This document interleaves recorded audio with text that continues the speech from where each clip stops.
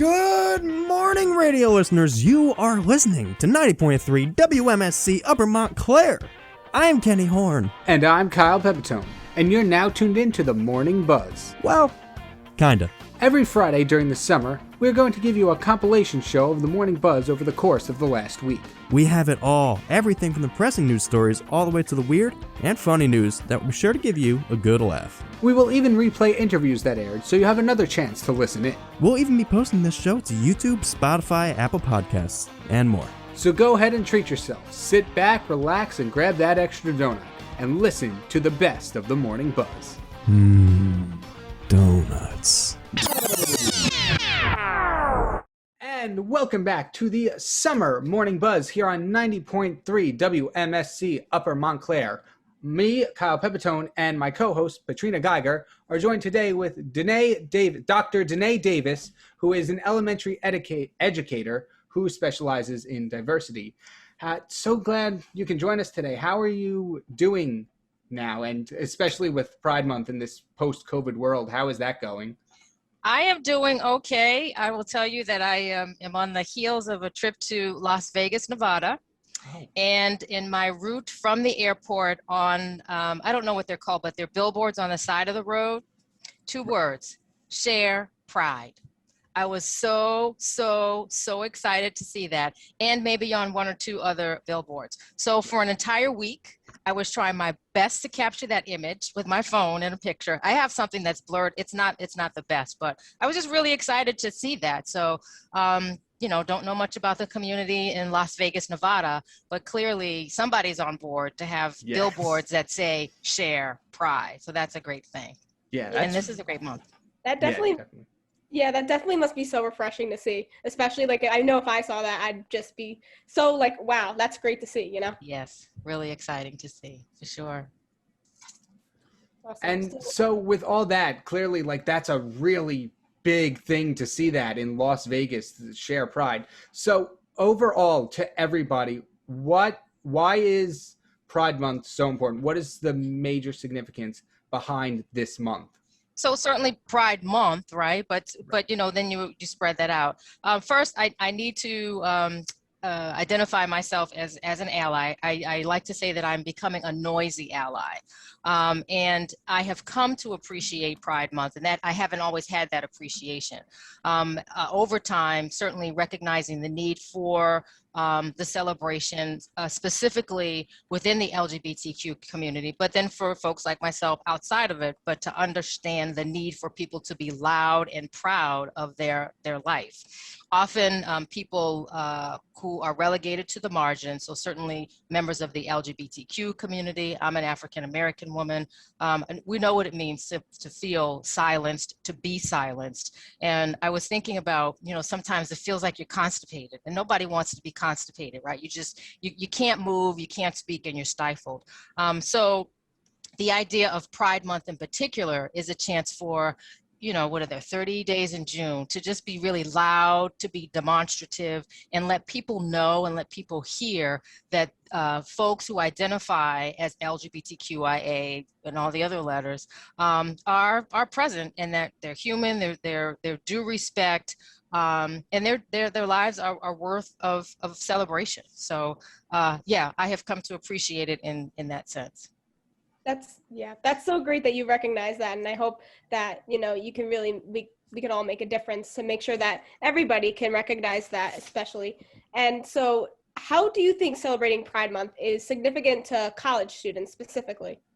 So, my time as a college student was many decades ago, but in that process, it's about finding oneself, certainly feeling comfortable in oneself, and being safe.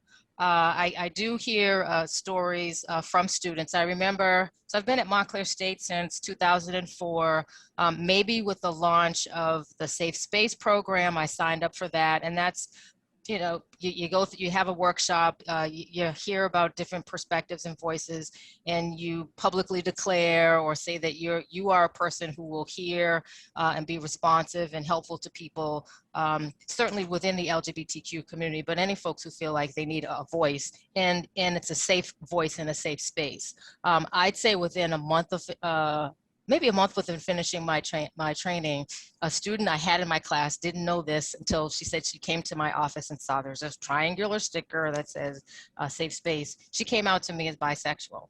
And I'm thinking, oh my gosh, what do I do with this? So I sat and I listened. And over time, and many times when people are sharing, you listen, you want to, because she's there for that. Yeah, she's there for that. And then I asked, what is it that she, wanted from me, or how I could support her? And she said she just needed to share, because in her coming out, or I won't say transition, but in her coming out story, I suppose, it was the first time that she had articulated that and expressed it to someone who's not part of her core. I was her professor, not a friend of hers. And she assumed that she would be safe to share that and express her feelings. I talked to her about a woman I refer to, well, her name is Jana, but I like to call her my first lesbian friend. And we met in college during our doctoral studies. And the time with her helped me to really appreciate just, people are trying to go and live their lives and be on their journey. Uber smart person. And she would often bring me into what was happening in her life. My first experience in a lesbian bar.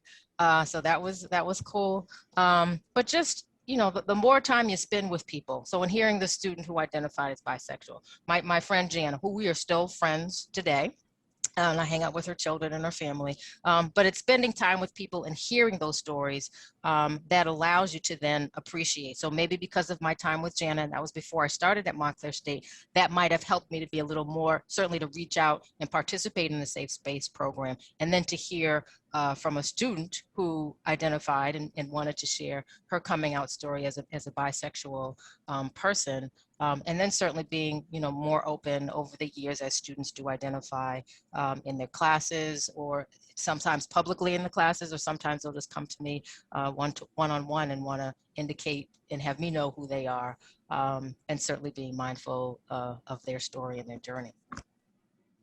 That's great. That must be like such a special feeling to you, like being somebody that somebody can come to share that like really like special information with, Yeah, I do like that, because as a professor, you often wonder, do students hear, do they see us as human and having sensibilities and sensitivities?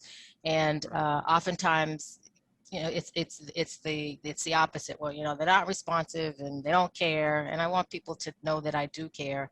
And it's great that for folks who maybe, wherever they are on the journey, whether it's an easy one for them or troubling, can come to me and either share, ask questions, seek support. And I try to direct people where I can, where I have access to resources and that information.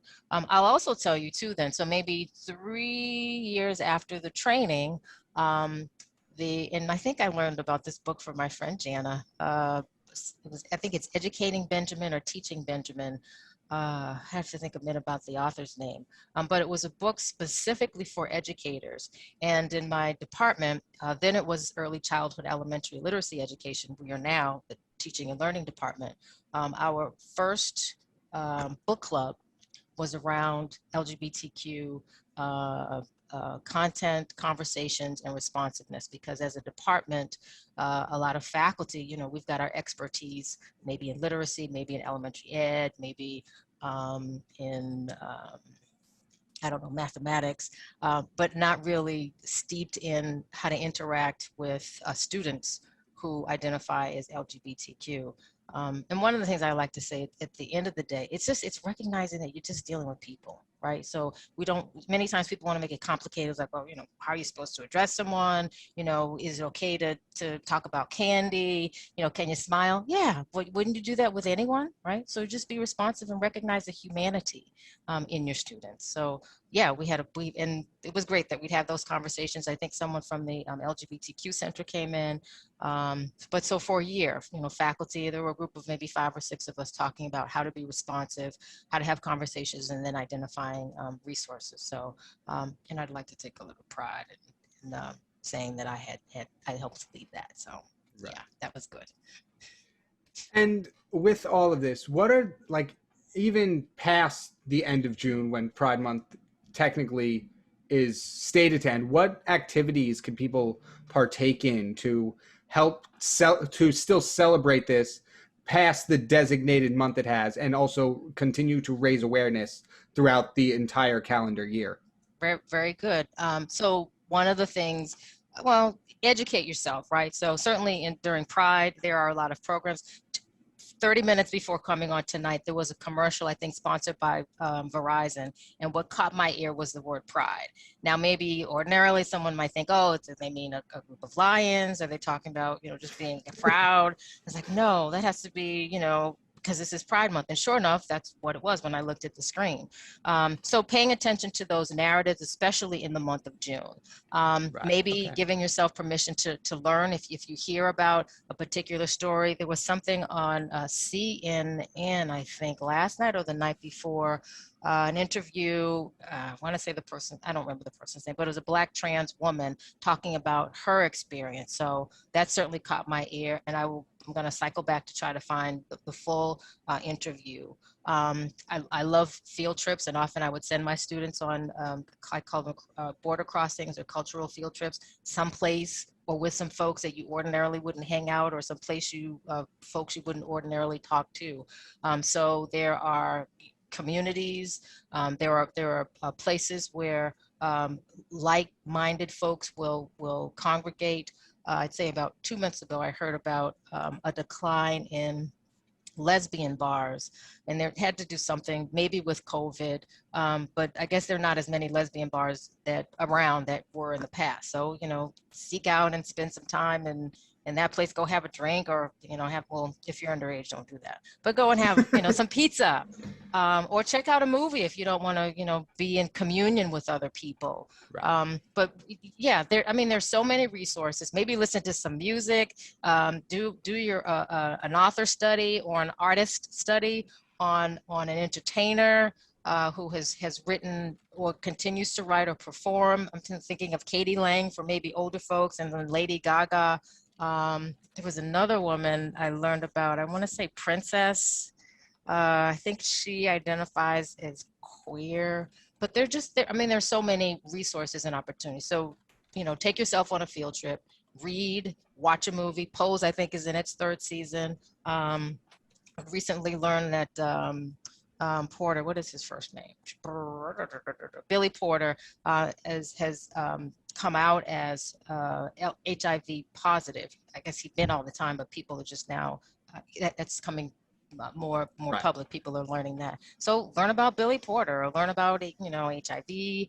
I've heard some other folks wonder, how is it that we could, in like less than a year's time, have a vaccine for COVID-19, but nothing for HIV? Explore that, right? So there are many ways that people can and people should continue to educate, or start to educate, and continue to celebrate or recognize and explore the meaning of pride, and why the month exists, and how a person can continue their own pride celebration and conversation.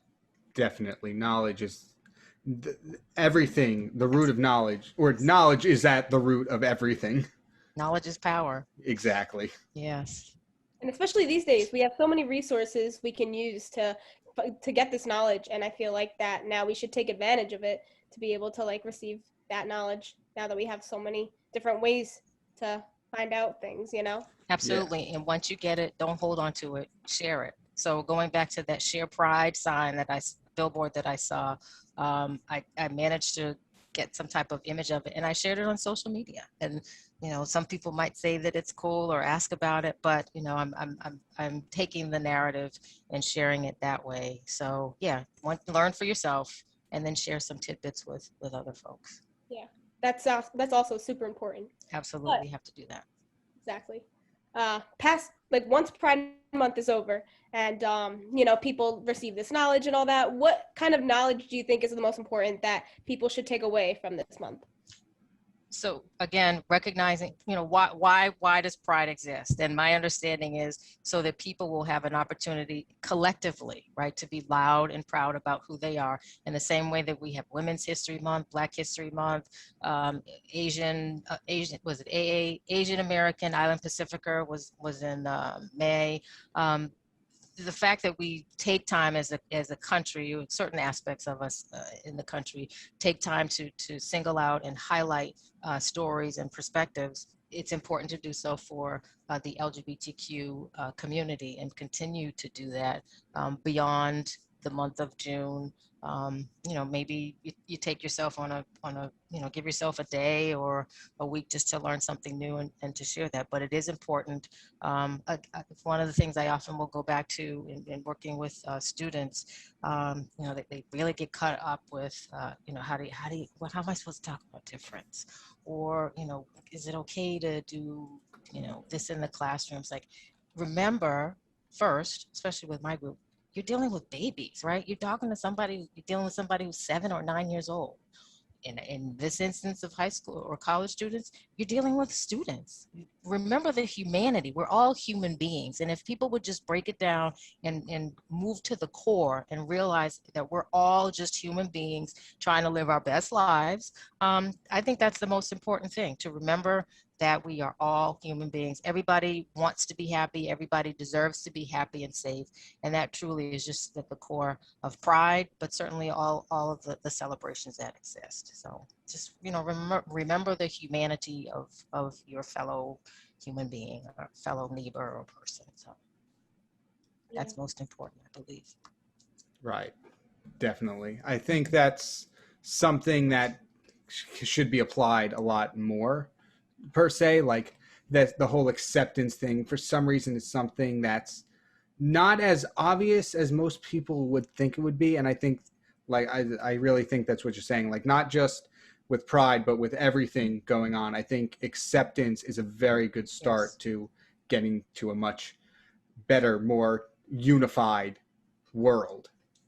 And I know acceptance comes with familiarity. So a lot of times the fear, the apprehension is because people don't know about a circumstance or a situation. I like to talk about my mother, who is now 90, I think she's 91. And I introduced her, she met Jana. And I don't remember how I laid the foundation, but she's like, well, how am I supposed to talk to her? What do I say? I said, she's a person. She's one of my classmates. Just have a conversation. So that might have been, early in the journey. The last time Jana and her sons visited, my mother says, how's your wife doing? How are you doing, Jana? So, clearly it's having the experiences, seeing the humanity of folks, and the more time you spend with people, you just get to see and, find out where there are commonalities, and meet people where they are as humans. I think that's just the most important part. The more time you spend, the easier it becomes, less apprehension, and it's better that way. And Right. I think that's an aspect that makes it a little easier these days to kind of, for people to get used to, like, asking, like, oh, how's your wife and all that, because it's definitely getting more normalized now. And, like, in a sense, there are the people that don't agree with it and people that do, but I think it is getting more normalized, and that's what's helping people that don't really understand it to really grow and know more about it. Absolutely. So I like to also remind students that we tend to be a little more progressive in the Northeast. But then I'm in Las Vegas, where there's a sign that says share pride, right? So, and I would not expect that. I don't think I've seen those signs around New Jersey or other parts of the Northeast. Maybe they exist. I just have not seen them. So certainly to realize that, yes, we do take and have the opportunity to be a lot more open and welcoming of this aspect of difference and diversity. And that's not the case in other parts of the United States. And then just with regard to language and nomenclature, introducing yourselves, asking people how they'd like to identify. And that's a better move than making assumptions about who you think people are. I can't say it enough. It's just recognizing the humanity, meet people as people, and think about how you would like to be treated, how you'd like to be spoken to and addressed, regardless of what people are wearing, what color their hair is, or their skin is, or, how they're loving and who you think they love. At the core, we all need air to breathe. We all need food to sustain ourselves. And we're human. We're all just people. Right. Exactly. I could not have put it a better way myself. And I really think that's what everything you said is the whole point of Pride, not just Pride Month, but it as the whole thing, the entirety of it. Mm-hmm. And, I think it's very profound what you're saying. And I really am just moved. Like, I'm moved by what you said with this whole knowledge and acceptance thing. So I want to thank you so much for taking this time to come and talk to us about this. Oh, I know it's a little late into the month, but it shouldn't have to stop on June 30th. This is something that should be going on, year round. So once again, thank you so much for taking this time to talk to us today. Thank you. Thanks for your interest and the work that you're doing. So, of course. And happy Pride Month, everybody. Celebrate Pride. You too. Okay. But moving on, we have a big story here in which a New Jersey Congresswoman wants to end penalties for all illegal drug possession. So before I even say anything we say, well, despite the facts I'm going to read in a second, anything we say are our own opinions and are of no reflection of the station or anyone involved. But according to NJ1015.com, U.S. Representative Bonnie Watson Coleman is proposing to eradicate all penalties for all illegal drug possession. In the wake of the 50th anniversary of President Nixon's war on drugs, Coleman stated, quote, "The war on drugs has destroyed the lives of countless Americans and their families," end quote. This proposal would not only decriminalize illegal drug possessions, but will also erase any records from existing offenders and will not allow employers to hire or fire people due to a record of drug possession. Each state is still allowed to implement their own drug laws, but would be encouraged to follow these guidelines. Coleman even went as far as suggesting that to withhold funding from states that do not relax their drug laws. And instead of incarceration, nonviolent offenders found with drug possession would be given treatment instead of jail time. Other officials, however, have already spoken against this idea, with U.S. Representative Chris Smith saying, quote, "Punitive measures against those kinds of drugs will save lives." So, once again, anything we are about to say is in no way a reflection of the station or anyone involved on the team. But I don't know where I stand on this because I have a very, let's say, old-fashioned way of thinking, and I don't think this is a good idea to ban penalties or to essentially delete penalties for drug possession. However, the fact that it's replacing incarceration with treatment, I can see where they're coming from, but I also don't know how much I, per se, trust it. Right. I mean, I don't know. I don't think I'm fully for it or fully against it. I mean, I'm not sure about the whole, like, having it not illegal. But then again, it's like, I like the idea of the people getting treatment rather than going to jail. I think it's better for them to get treatment rather than being punished for it. I don't know. It's very tough to like really like go to each side and like think about like, I don't know. I think the treatment thing, I think that's a good idea. I think that, I don't know. I just don't think they should be fully punished for it, like jail time. Especially if it's not going to be illegal. But I don't know. Crystal, what's your opinion on it? Oof, no, imagine I'm kidding.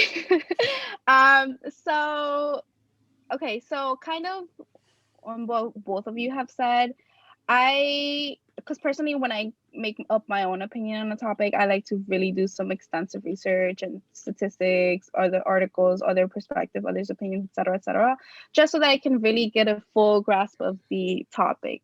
However, I will say, based on what I have learned so far on this topic, and I actually did a story when the legalization of marijuana was happening.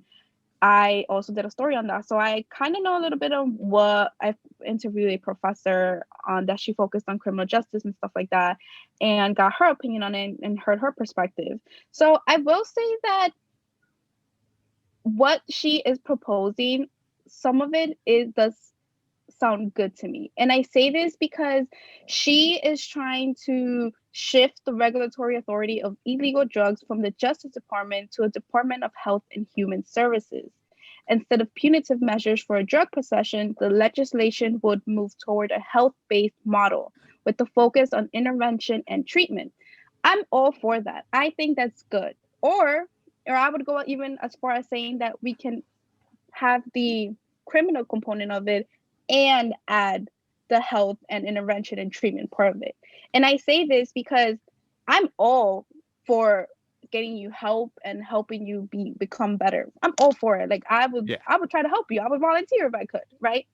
But I think there still needs to be that component of criminal prosecution, because where does the line draw in terms of like, how do you know from someone who uses the drug or someone who is selling it?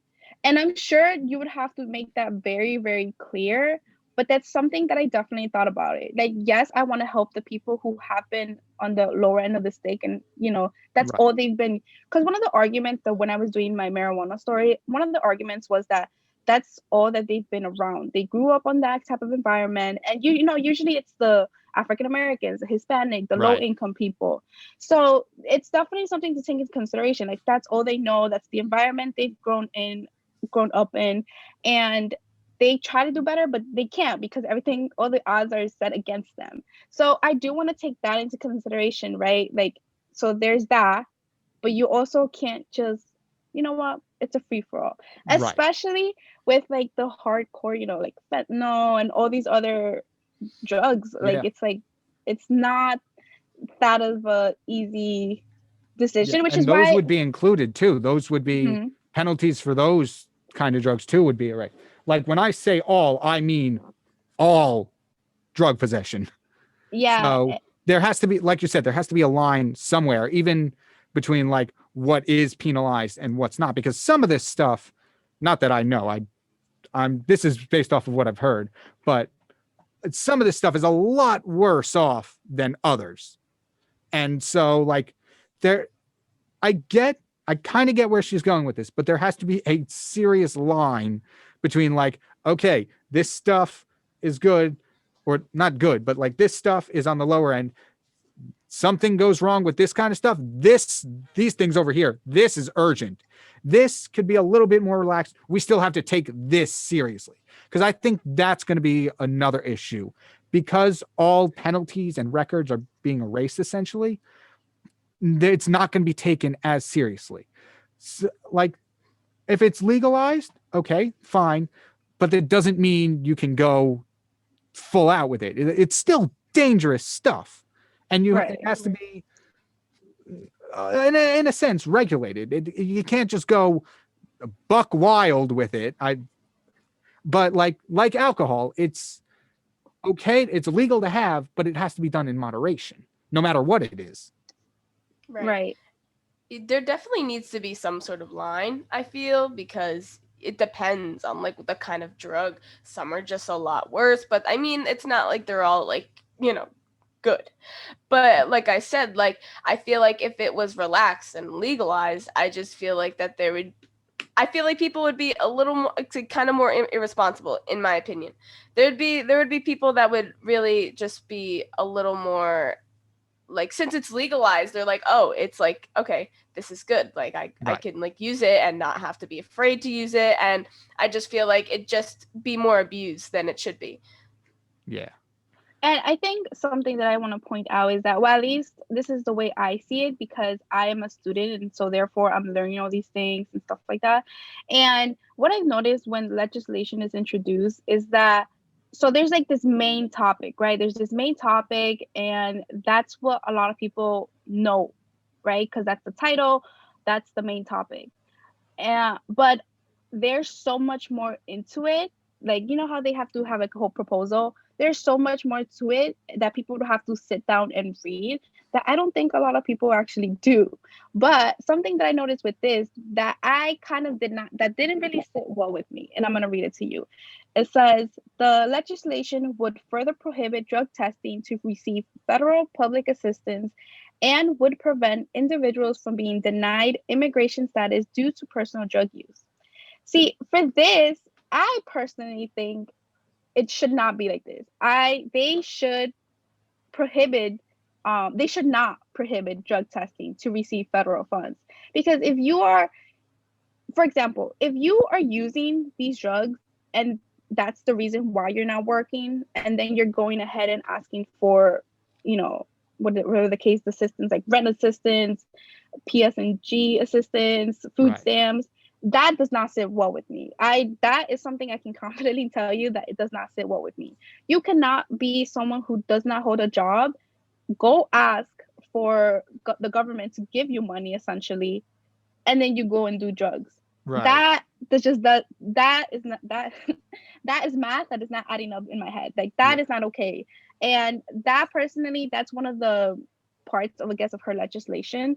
And I think that should be, if this were to go through and stuff like that, that should be definitely something that they look at, because I can't, like, as someone who lives close, and I'm not sure if you guys know what it, oh, I was gonna say projects because that's how we call them, Right. but it's called public housing, I guess it would be the correct term. Public housing, basically, where people get their housing paid by the government or by the state, and they work and they report what they make a week. I've seen people who actually need it. Like they would be homeless if the government or the state did not Yeah. help them with their housing. However, I will say that I've also met people and I've also talked to people who they simply just don't want to work, and they're fine with it. They're fine with just having the bare minimum, having a roof and having like a weekly allowance for food. They're Right. okay with that. And to then add to that and be like, some of those individuals are using drugs that aren't they, and now they can't even be prosecuted for it, and they get money from the state. That is just not right to me. Right. I personally disagree with that. Yeah. Campo, what are your thoughts? I'll be quick with this, but it's always been a crime to have like possession or anything that's illegal, and the all penalties thing I think is kind of little outrageous for a bit, because people use drugs in the worst ways, and there's also the fine line where, I mean, the rehabilitation centers are very useful for these people to get themselves better and whatnot. But also, do we know, like, how do we know if they're not going to use it again, or they suddenly relapse? And Yeah. it's tough. So Yeah, that's my definitely. take on it. Yeah, no, that's definitely a good point to bring up, like relapse and stuff. Like, how do we know, like, since there's no penalty, how they know once they complete, I don't know if there's like a set time for treatment or something, but once they finish that, hey, I'm back, guys. What's up? What did I miss? So that's definitely a good point to bring up. So, legendary record store Vintage Vinyl Records is closing after 42 years in Woodbridge, New Jersey. It is supposed to close on July 31st. At the moment, in-store purchases are at 30% off. Rob Roth has owned Vintage Vinyl for 42 years and is planning on retiring. He had a vision at 23 years old to make a record store outside of New York City with his taste in music. This record store is known as the Rock and Roll Store, as it has a variety of genres such as classic rock and blues. On top of its variety, the record shop became a venue for many bands such as Saves the Day, Midtown, My Chemical Romance, and much more.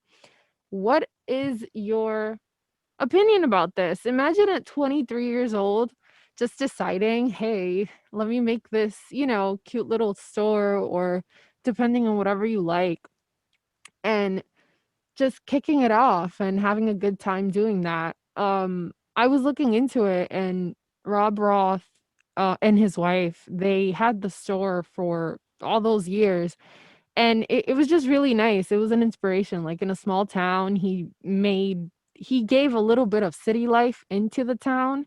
So I thought that was cute. Yeah, I mean, I personally find it so sad that so many of these vinyl shops are going out of business, especially recently.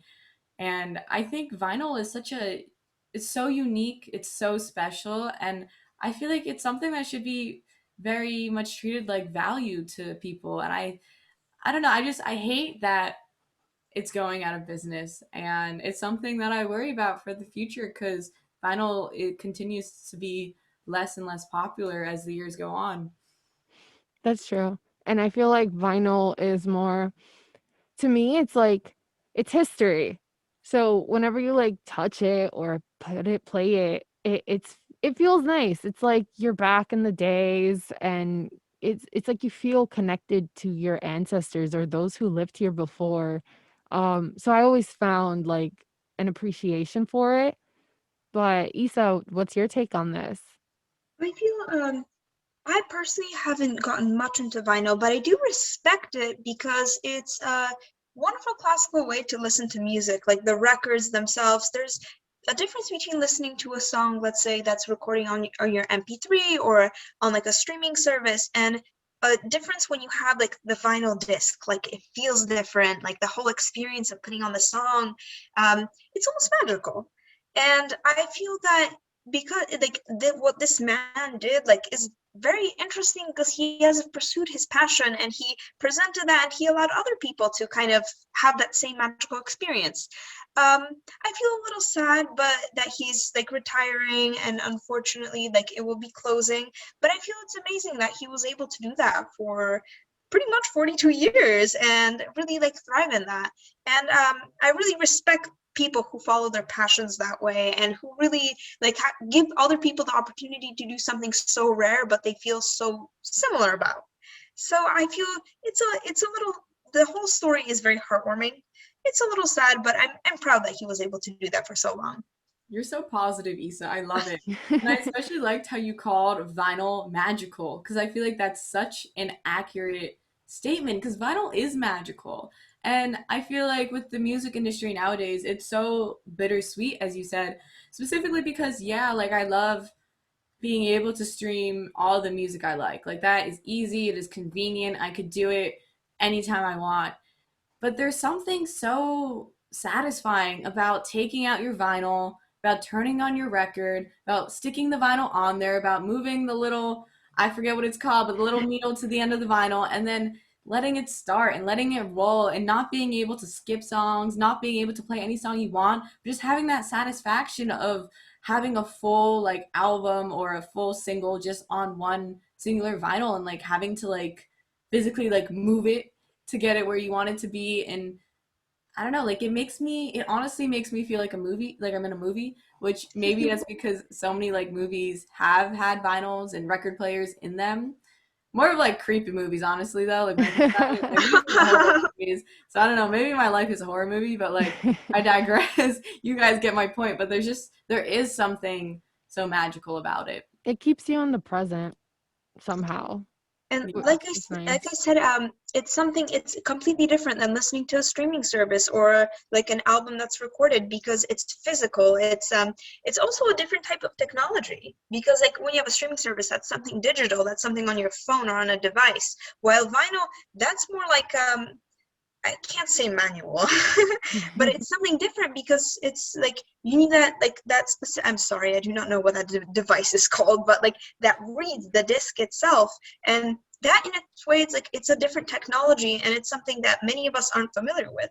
So it's really cool, and also not to forget the art, like the when people like draw the things on the specific The cover. albums themselves, the cover albums, yeah, that looks really cool, like, and that's cool to have in your room. And I would say it almost like has this cool connection with you. It's something to be proud of, almost like a plaque that you keep, or uh I don't know, how could I say, like maybe going as far as saying maybe a certificate, but it's something to be proud of, and I feel it's really impressive to collect. Yeah, that's so true. Like I feel like if you've ever shopped for vinyls before, like just looking at the album cover is something that really draws you to it, at least for me personally, because like I a lot of like the older music that there are more vinyls for, like I know I don't listen to a lot of that, so whenever I'm going into like a vinyl shop, I always just like look at the album covers and I'm like, oh, like this one looks cool, or like, oh, like this one looks lame, or like you know what I mean? Like I just go through them and I'm like, oh, like maybe this one, but I feel like that's something that definitely like draws you to the vinyl, whereas today I feel like people do look at like album covers when they're streaming music, but it's definitely not like what stands out. Like Yeah, I it's not feel the same. yeah, like it doesn't hit the same because it's like a tiny little screen on your phone, whereas you have this full on big square album cover that you could physically hold.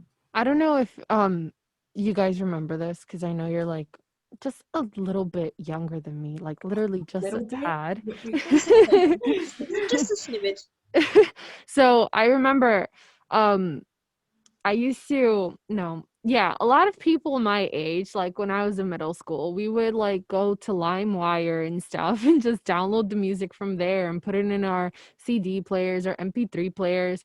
And this was like all before everything started cultivating like iPods and stuff. And I'm pretty sure iPods existed, but like I couldn't afford one. So I had a little tiny MP3 player that cost like 20 bucks during that time. And I remember the process of putting the music in and then burning a CD if I needed to. And it was just a lot of work. And I would see the album covers as I was trying to find the songs and stuff. And you had to buy CDs or actual albums to play it in your house. We didn't really have digital stuff back then to the capability we have it now. And it was so nice. It was like you felt like, I don't know, it was like a part of you. It was you who you like to listen to, you get me, and you just collected it and in multitude.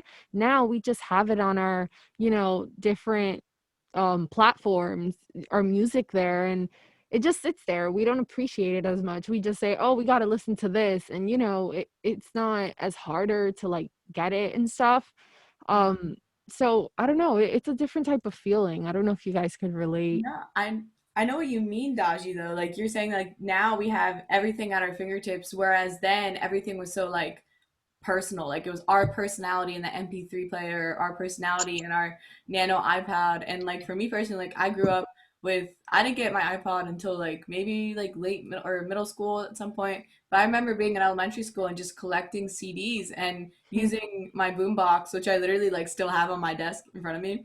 But and I don't really use it, but I just have it there because I'm like it still works, so like might as well keep it. And it's like kind of like I don't know It's a historical nice in a sense. memory. Yeah, Yeah. nice memory. And I used to love CDs growing up. Like vinyl is something I personally have gotten more into like throughout high school, just because my mom got a record player and I was like, oh, like this is so cool. But like for me, like CDs were like my childhood. I don't know if you guys feel the same, but like I love CDs.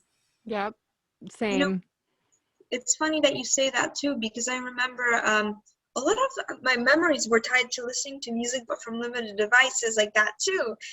Because I remember when I would often like go on long rides with my mom, and whether it was somewhere far or like close, like we would. Our family would always take like CDs and we'd always listen to them. And every time we would drive, when we turned that CD on, it was associated with those fond memories of traveling somewhere far or like going somewhere or like coming back like late at night and everyone was just like relaxing and they were listening to those songs. And those are some of my memories. But also, I remember when I was younger, I had an MP3 player, and on those, I recorded like a bunch of little songs. And like I remember I would listen to them, and it was very exciting. And recently, I was looking for it, and it's funny. My dad posted a similar question, and he asked like, "But you don't want to listen to it on anything else? Like we have like Spotify, we have like Pandora. There's so many other ways to listen to it." And I really sat there and thought about it. I'm like, no, I actually want to listen to it on this device because it's special to me. And I was kind of perplexed, like, wow, I had like such an attachment to just listening to it on that MP3. So it was a very interesting experience for me. It was very eye-opening. Yeah, or cassette players. Oh, I love those. Oh That wow. was Oh, I would take my mom's and like I had my own little one, my own cassette. I remember that. And I love the fact that you could like turn it over to like, A side, B side. I thought that was so cool. I'm a bit of a geek in that area, but I was gonna say, have you guys ever bought vinyls from anywhere? Uh, Me personally, no. I've seen them before, and I really respect them, but I don't have like a vinyl player at home, and I've never really bought them. I would say a big music person. Like Mhm. I didn't follow specific artists or albums, but I did see many of my friends have them. And yeah, I respected them for that, but unfortunately not me in particular. Yeah, no, I don't think I've ever bought a vinyl before, but we have a bunch of vinyls in my house that we play that my mom has had since like her childhood. So for me, like I always just kind of like look at them in the stores. Like I always go into the vinyl store, but I usually don't buy anything. If I buy anything from that store, it's usually the CDs, just because I could stick them in my car, and like I feel like that's like the main place where I listen to music, honestly, is when I'm driving. So for me, that's really convenient. But Hmm. yeah. Well, I recently went to a thrift shop and I bought like 3 vinyls there, and those were my first vinyls, right? The irony is I don't have a record player, but I'm like, I will get one. So I got them because they were like at a good price. And I looked at the cover, like, the cover's always pretty, like Issa was saying. But I was also looking at the songs because I would look it up on Spotify and I would listen to the whole album and be like, okay, I could pay like a certain amount for this because I'm like, I'm not gonna buy a vinyl just because it's cute in the front and then I don't want to listen to it because I don't like, I don't feel the vibe. So I found that interesting. And regarding Montclair news, on Tuesday, Montclair State held a special rededication ceremony for the newly retired president, Susan Cole. The recently renovated College Hall was renamed in her honor as Susan A. Cole Hall, and WMSC's Patricia Geiger has the story. This is Patrina Geiger with your news update. On June 22nd, Montclair State University held a ceremony to rededicate the newly renovated College Hall to President Cole, naming it Susan A. Cole Hall just less than a year after it was reopened. President Cole has led the university for 23 years while having grown and developed new academic buildings. The ceremony in Cole Hall had one of its biggest crowds yet, with lots of alumni, students, and faculty. Francis M. Cuss, chair of the Board of Trustees, spoke first, welcoming everybody, thanking President Cole, and invited her to speak at the podium about her time at Montclair State University. I got the chance to speak with President Cole after her speech and asked her about some of her proudest and greatest memories at Montclair State University, and this is what she said. The big memory that I will take away is the memory of all of the generations of students who have come, succeeded, and graduated while I was here. I loved watching them walk across the stage at commencement and knowing that we did something to change their lives and make their lives better. After Cole's 23 years of leading the university, she will be retiring this summer and will have Jonathan G. S. Coppell take the role as the new president of Montclair State University. For WMSC, I'm Patrina Geiger. All right, so switching gears to something more positive. That was Mia came in for a second. So the best ice cream place in New Jersey has been announced according to Food and Wine magazine. And the place is in Princeton, New Jersey. It's called the Bent Spoon. And the whole time before reading this yesterday, I kept calling it the Best Spoon. I'm like, that's like such a weird name. But even the Bent Spoon, I think, is kind of weird. But anyways, they're previously known for their cicada chocolate chip ice cream and many other unique flavors, such as garam masala, cardamom ginger, avocado lemon, whiskey caramel, strawberry saffron, beet with chocolate chunks, and a brandy apple ginger snap ice cream. And the shop rotates through hundreds of flavors throughout the year.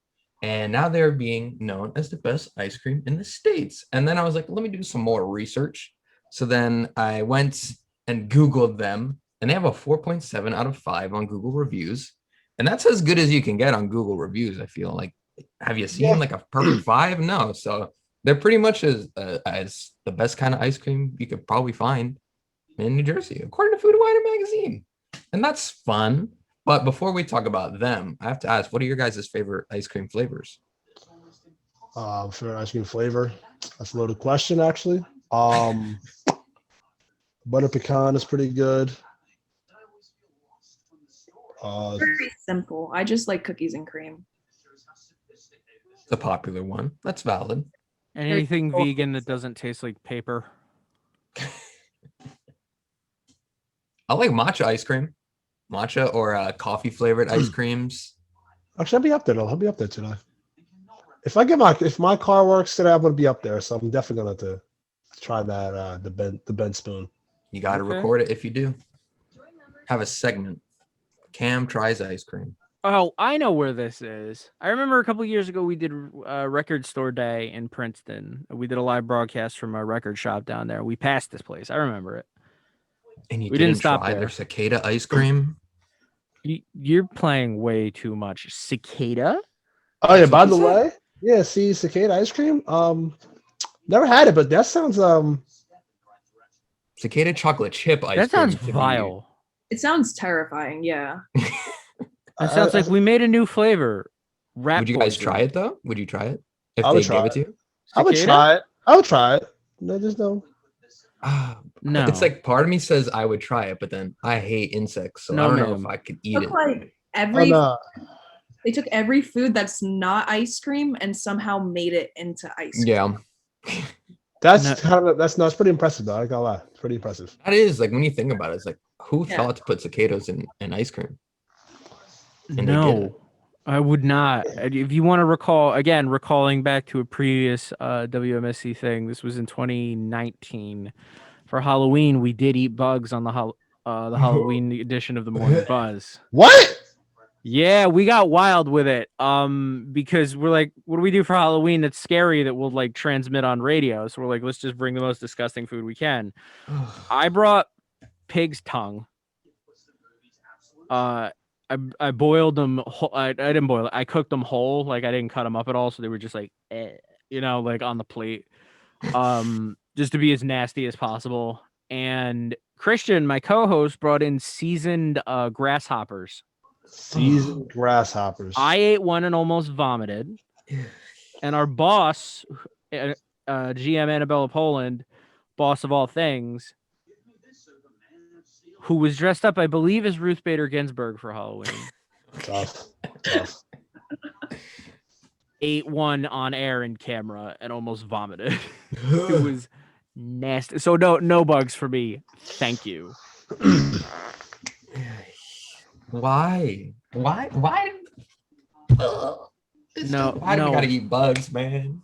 Like I understand doing it out of need, but like just casually putting it in your ice cream. What? Who? Whom? Who was And you like spent money for I that got too. Ew, Yeah. Who's buying cicada chocolate chip ice cream? Hey, you said it. I'm gonna try it. Okay, go ahead. I'm gonna try it. We're gonna hold you up to that, Cam. Okay. I'm gonna try it now. Yo, I'll be up in Edison. I'm gonna drive back home after I get done. I'll stop by and talk to Princeton. We're gonna want a review next week. Yep. Oh, you got it. I'll keep that in mind. It's just look at some of these other ones. Cardamom ginger. That sounds tame by comparison. For real. Avocado lemon sounds pretty normal compared to Yeah. that as well. Whiskey caramel sounds. That's kind of good. That Yeah, sounds that makes delicious. sense. That's a winner. Beet. Why would you want beets in your ice cream? Beets and grosser in general. Brandy apple ginger snap. That sounds valid. Hold on. Yeah, that sounds like a real ice cream flavor. That sounds valid. Sure, that sounds valid. Okay, see, we got some winners mixed in here, but like, you come out of the gate with the cicadas, and it just makes me want to go in the opposite direction as fast as possible. The most interesting flavor to me though is actually the garam masala one, because I feel like it's a seasoning used more in like curries and all and stuff. So I'd be interested to see how that would taste as an ice cream flavor. I feel like it'd be trippy. Yeah. I don't know. I think the whiskey caramel. That sounds like. Yeah, that's probably the best one of the group. But again, I'll any vegan flavor that doesn't taste like paper. All right, so I'm gonna get the whiskey caramel and the cicada one. That's rocking. It's like, darn, I got a cicada leg in my chocolate. Like, do they mix? Like, All right. What if we're doing all this hating and it's bomb though? What if it's? Oh my god, that would be the What if worst. it's like imagine it's the best tasting item ever. There's and like we're that just guy hating on it. TikTok that makes like all those old recipes. You know who I'm talking about? I have no clue. There's a guy on TikTok. I don't remember what his name is. He makes all like 1920s like recipes from like the Great Depression and stuff, and it's all these like wild combinations. Oh no. And like it's funny when they taste bad, but like it's scary when they taste like great. When they work, like the chocolate potato cake, that was delicious. Apparently, Ew. It sounds the awful. chocolate sauerkraut cake actually worked. What? Yeah. Oh, I'm gonna vomit.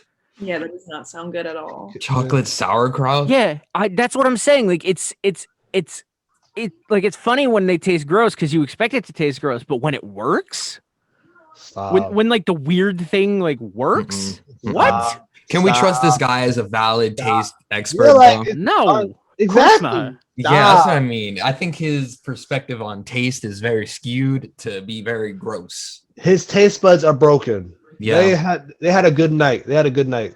They're retired. They don't even work anymore. Tired. They weren't tired. They they got a little bit of something and enjoyed that. The problem is too. There's no way to like easily debunk it because you'd have to make the dish for yourself. Yeah, and I don't want to. Yeah, I don't. I Like, can't. it's not like you could go no. buy it. I'm not doing that with sauerkraut. No way. You can't roll into Calandra's and be like, "Can I get a chocolate sauerkraut cake?" What if they're like, not yeah, happening. definitely. We It's have it not on the menu right happening. now. But anyway, if you get the cicada ice cream, let us know. Hit us up on our socials.